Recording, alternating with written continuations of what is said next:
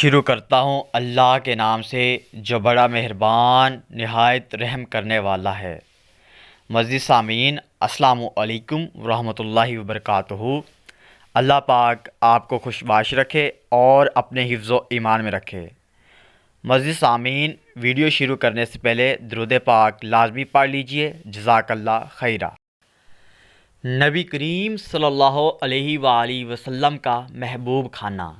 حضرت انس رضی اللہ تعالیٰ عنہ فرماتے ہیں کہ ایک درزی نے نبی کریم صلی اللہ علیہ وآلہ وسلم کی دعوت کی، میں بھی ساتھ تھا۔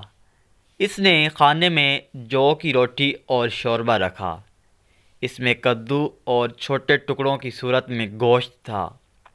میں نے دیکھا کہ نبی کریم صلی اللہ علیہ وآلہ وسلم پیالے کے چاروں طرف سے کدو تلاش کر رہے تھے۔ حضرت انس رضی اللہ تعالیٰ عنہ فرماتے ہیں کہ کسی آدمی نے حضور نبی اکرم صلی اللہ علیہ وآلہ وسلم سے قیامت کے متعلق سوال کیا کہ یا رسول اللہ، قیامت کب آئے گی؟